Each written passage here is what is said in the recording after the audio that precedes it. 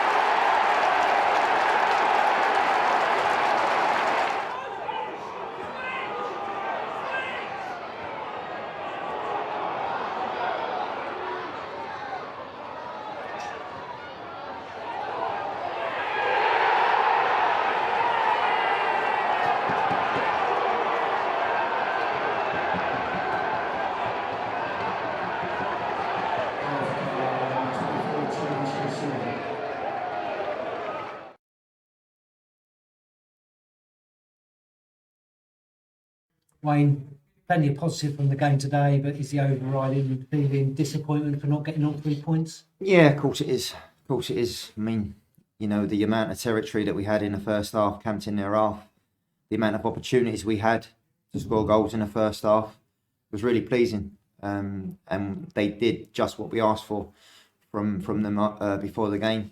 Go out there and stress them. Stress them. They're on a bad run at the moment. Their confidence is low, and the only way that we're gonna, get joy is put them under pressure. And we did that. As I said, we could have and should have, and it's no good. Could have and should have. We should put chances away, but we didn't. You should find yourself 2-0 up in a game of football at half time. We come in 0-0, but it was imperative that we started the second half like we did the first half, and that wasn't the case, which was disappointing. And we need to do better on that at the start of the second half. They find themselves then getting a goal ahead, and then there's questions asked of the group again, as individuals, as units, and as a collective. But they've responded. We found ourselves getting an equaliser, and then obviously Ty pops up to get the second one, and you find yourself winning a game of football with 10 minutes to go. We obviously made the change with us being 1-0 down and brought Big Tom off, changed formation, which I thought it helped. We had obviously more chances, we were getting more territory, and that was pleasing that they've obviously taken the information on board.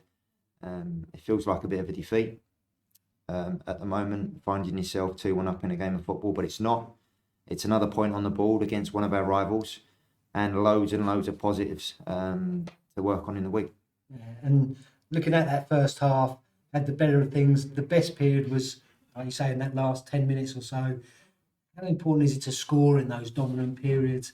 And you must have not wanted half time to come in the way.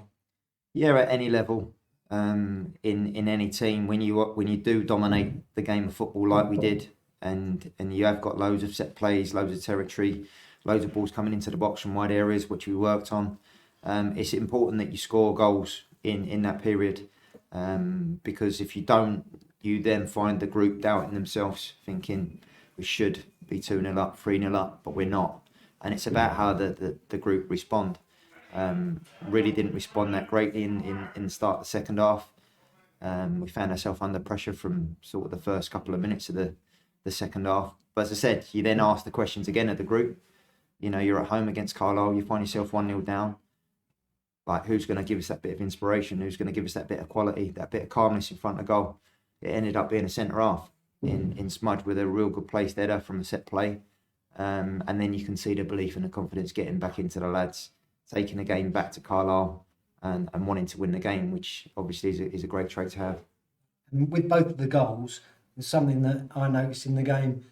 We were first to the ball on most of the important second balls when it bounced in between two players. And for both goals, we reacted quickest, didn't we? Freddie Sears getting the ball and hooking it back in for Tommy's goal, and then Tyreek having to react himself to having his first chance blocked. Well, that was one of the disappointments out of Tuesday night's game.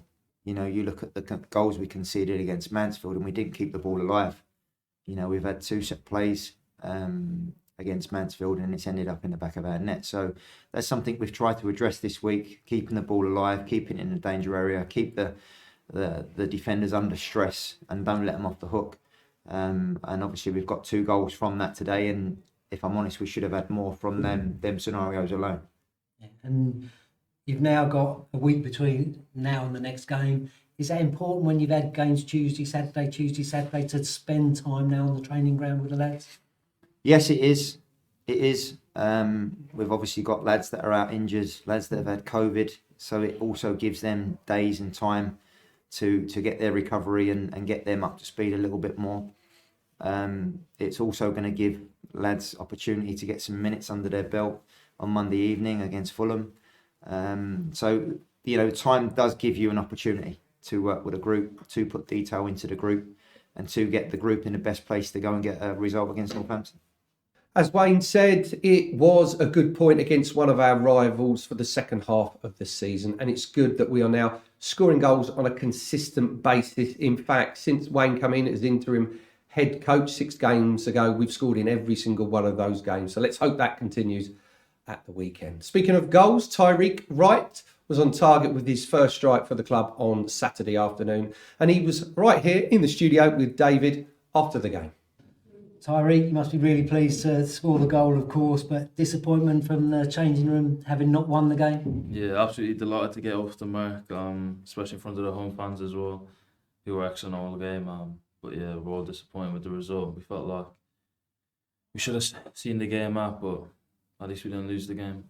And is that important, as the manager got that into you, that if we can't win the games, make sure we don't lose games so that we carry on picking up points? Yeah, 100%. Once we're getting points on the board, that's the main thing. And once we're not losing games, then we can always build on it and make sure that we try to get as many 3 points as possible. Yeah. And in the first half, that there wasn't loads of clear-cut chances, but we were certainly getting the better of things. What was the message to go out and try and be that dominant early on in the second half, which didn't quite happen? Yeah, definitely. First half, they couldn't even get out their own half, really. We dominated the whole first half. Second half, yeah, we just started sloppy. They got 1-0 up, but it was a great response from the team. Got back level and 2-1, but yeah, it just wasn't the day today. And was that the message to you when you went on, just to try and turn things around and get on the front foot? Yeah, definitely. I was always wanted to start games, but I need to make sure that I'm ready when called upon. And yeah, I was delighted to contribute with the goal, but so disappointed that we couldn't get the 3 points. Talking about the goal, though, you had to react quickly, didn't you? Because obviously you had your first effort blocked. Yeah, I reacted a few times, to be fair. I think it was blocked 2 or 3 times, but finally got in at the end. I was absolutely buzzing with it. Yeah, and like I say, we saw you celebrating in front of the home fans, so it must have been nice for you. Yeah, it was a nice feeling. It's been a while since I've scored as well, so to do it in front of the home fans who were excellent all game is a great feeling. Yeah, and obviously you've been in for 2 or 3 weeks now. You must be feeling like you're settling into the squad, and now you've got a whole week of training with the guys ahead of next weekend's game. Yeah, I haven't had a full week of training yet, so but yeah, I've settled in perfectly. Really, the lads have been excellent towards me. Made me feel at home straight away, so it's been a nice space to settle in, and hopefully we can push on from here. It might have taken 3 efforts, but a well-taken strike from the Irishman. Hopefully, we will see plenty more of those from the Villalone, starting with this weekend's game against Northampton Town. And just going off on a tangent for a second, did you see, just after the goal, Brendan strike the ball when it bounced back out of the net and inadvertently and accidentally strike one of the Carlisle players? If you haven't seen it so far, do take a look at the highlights once again. To some off-field action now, and young midfielder Ryan Lowe has been putting in some good performances for the youth sides this season. So much so, he has been rewarded with his first pro contract, and we caught up with him moments after putting pen to paper. Ryan, you must be delighted to sign your first professional deal. Yeah, absolutely buzzing, you know, come a long way since just joining the academy when I was 16. Feel like I put good performances in this season, so hopefully I can carry on and keep kicking on my career really. And how did you find out about the deal? Who gave you the call to let you know? I was training with the first team actually at the Dome, and Dave called one of the players and was like, we need a meeting with all 5 of you, and then I was upstairs, didn't know what was going to happen, and then all of a sudden they pulled me in, and then they told me I was getting a pro. I was like speechless really. I didn't really know what to say, but I was buzzing for the rest of the week really. It literally started January, you know. I thought that was my goal for the year, and it will come so early, so yeah.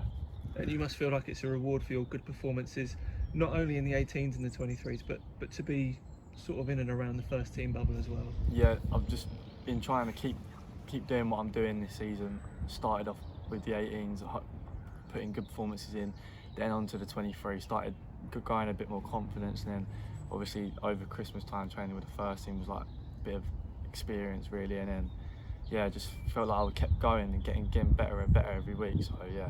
And it has been a bit of a special season for the under-18s. Obviously you had that excellent FA Cup run. We spoke to you after the game at Newcastle. You must feel that has helped you to get your first professional deal. Yeah, you know, there was a lot of people watching ourselves over the Youth Cup run, and we did do very well. So there was a lot of us were putting in good performances, the whole team especially. So everyone, it was like probably a positive at the club, like knowing we wasn't doing so well with the first team. So it was a good thing to make the fans proud really. And obviously been on the bench once or twice for the first team as well. Is that something we can expect more of later in the season?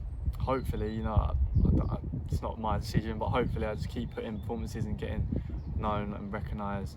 But yeah, that was probably the best experience of the year so far, going to Leyton Orient, getting called up to be on the bench. It was a great experience. And just finally for me, what are your hopes for the second half of the season? Now that you've signed your first pro deal, you've had that excellent cup run, you've sat on the bench for the first team. What do you want to take from the second half of this season? I know it's cliche, but just keep improving, taking every day as it comes, learning every day in training, keep getting experience, keep like getting better, like as the weeks go on, and hopefully, you never know, by the end of the season might have made my debut. That would be a dream, but just keep taking it every day as it comes really. But yeah.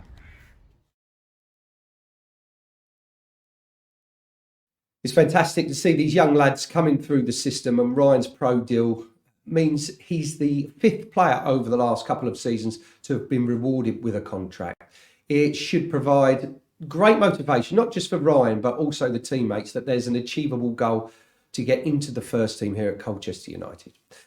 Back to the first team then, and we've got Northampton Town coming up on Saturday afternoon. John Brady's side are going well this season, sitting 4th in the division. It's going to be a tough game, of course, for Wayne and the lads. So let's take a look back at the last time we were at Sixfields.